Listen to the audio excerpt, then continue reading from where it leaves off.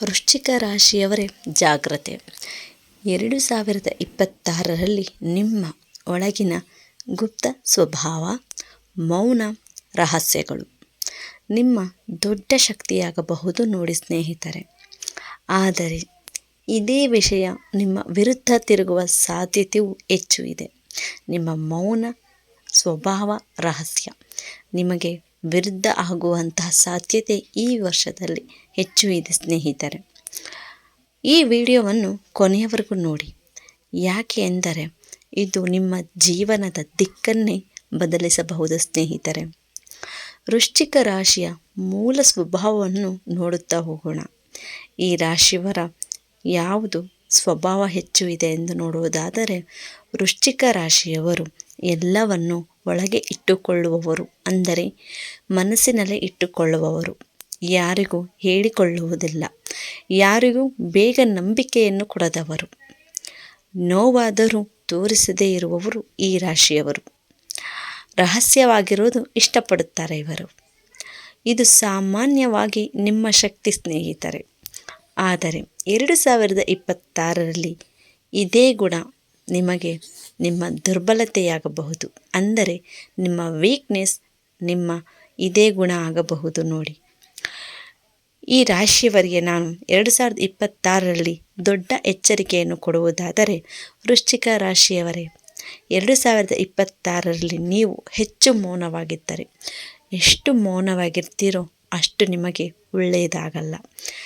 ಸಮಸ್ಯೆ ಹೇಳದೆ ಒಳಗೆ ಇಟ್ಟುಕೊಂಡರೆ, ಯಾವುದನ್ನು ಬಾಯಿ ಬಿಟ್ಟು ಹೇಳದೆ ಮನಸ್ಸಿನಲ್ಲೇ ಇಟ್ಟುಕೊಳ್ಳುತ್ತಾ ಹೋದರೆ ಅದು ನಿಮಗೆ ಕಟ್ಟಿಟ್ಟ ಬುತ್ತಿ ಕಷ್ಟದಲ್ಲಿ ನೋಡಿ.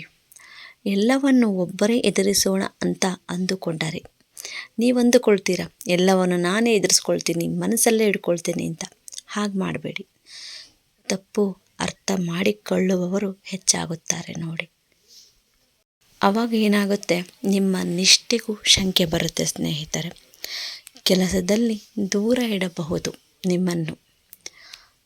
ಇದು 2026ರ ದೊಡ್ಡ ಅಪಾಯ ಎಂದೇ ಹೇಳಬಹುದು.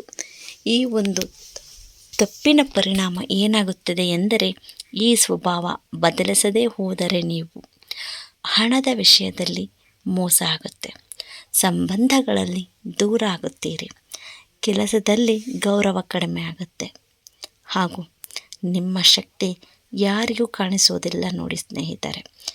ನೀವು ಒಳಗೆ ಬೆಂಕಿಯಂತೆ ಇರ್ತೀರ, ಆದರೆ ಲೋಕಕ್ಕೆ ಅದು ಕಾಣಿಸೋದೇ ಇಲ್ಲ.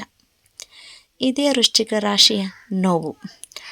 ಪರಿಹಾರ ಹೇಳುವುದಾದರೆ 2026ರಲ್ಲಿ ಏನು ಬದಲಿಸಬೇಕು ಎಂದು ನೋಡೋಣ.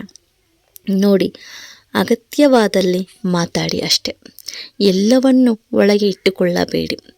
ನಂಬಿಕೆಯ ವ್ಯಕ್ತಿಗೆ ಮಾತ್ರ ಹೇಳಿ, ಹಾಗೂ ಸ್ಪಷ್ಟವಾಗಿರಿ ಸ್ನೇಹಿತರೆ. ಮತ್ತೊಮ್ಮೆ ಹೇಳುತ್ತಿದ್ದೇನೆ, ಅಗತ್ಯವಾದಲ್ಲಿ ಮಾತ್ರ ಮಾತನಾಡಿ, ಎಲ್ಲವನ್ನು ಒಳಗೆ ಇಟ್ಟುಕೊಳ್ಳಬೇಡಿ. ನಂಬಿಕೆ ಇರುವಂಥ ವ್ಯಕ್ತಿಗೆ ಮಾತ್ರ ಹೇಳಿ ಸ್ನೇಹಿತರೆ, ಸ್ಪಷ್ಟವಾಗಿರಿ. 2026ರಲ್ಲಿ ಅರ್ಧ ಸತ್ಯ ದೊಡ್ಡ ಸಮಸ್ಯೆ ಇರುತ್ತೆ ನಿಮಗೆ. ನಂತರದಲ್ಲಿ ಹಣದ ವಿಷಯದಲ್ಲಿ ದಾಖಲೆ ಇದೆ. ನಂಬಿಕೆ ಪ್ಲಸ್ ಸ್ಪಷ್ಟತೆ ಏನಾಗುತ್ತೆ ಅಂದರೆ ಸುರಕ್ಷತೆ ಆಗುತ್ತೆ ನೋಡಿ ನಿಮಗೆ. ನಿಮ್ಮ ಶಕ್ತಿಯನ್ನು ತೋರಿಸಿ ಸ್ನೇಹಿತರೆ. ನೀವು ಮೌನವಾಗಿದ್ದರೆ ಲೋಕ ನಿಮ್ಮನ್ನು ಕಡೆಗಣಿಸುತ್ತದೆ ಎಂದೇ ಹೇಳಬಹುದು. ಮೌನವಾಗಿ ಮಾತ್ರ ಇರಬೇಡಿ. ಆಧ್ಯಾತ್ಮಿಕ ಪರಿಹಾರಗಳನ್ನು ಹೇಳುವುದಾದರೆ, ವೃಶ್ಚಿಕ ರಾಶಿಯವರಿಗೆ 2026ರಲ್ಲಿ ಮಂಗಳವಾರದಂದು ನೋಡಿ, ಹನುಮಂತನಿಗೆ ದೀಪ ಹಚ್ಚಿ ಓಂ ಮಂ ಮಂಗಳಾಯ ನಮಃ ಎಂದು 11 ಬಾರಿ ಜಪಿಸಿ. ಆನಂತರದಲ್ಲಿ ಕೆಂಪು ವಸ್ತುವನ್ನು ದಾನ ಮಾಡಿ. ಆವಾಗ ನಿಮಗೆ ಏನಾಗುತ್ತದೆ ಎಂದರೆ ಧೈರ್ಯ ಬರುತ್ತದೆ ಮತ್ತು ರಕ್ಷಣೆ ಸಿಗುತ್ತದೆ. ಶತ್ರುನಾಶ ಖಂಡಿತ ಆಗುತ್ತದೆ.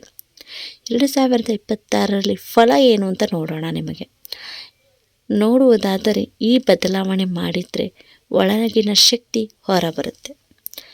ಹಣದ ಸ್ಥಿರತೆ ಖಂಡಿತ ಇರುತ್ತೆ. ಏರುಪೇರು ಹಣದಲ್ಲಿ ಆಗುವುದಿಲ್ಲ. ಕೆಲಸದಲ್ಲಿ ಪ್ರಭಾವ ಹೆಚ್ಚಾಗುತ್ತದೆ. ಗೌರವ ಮತ್ತು ಭಯ ಎರಡೂ ಇರುತ್ತದೆ ನೋಡಿ.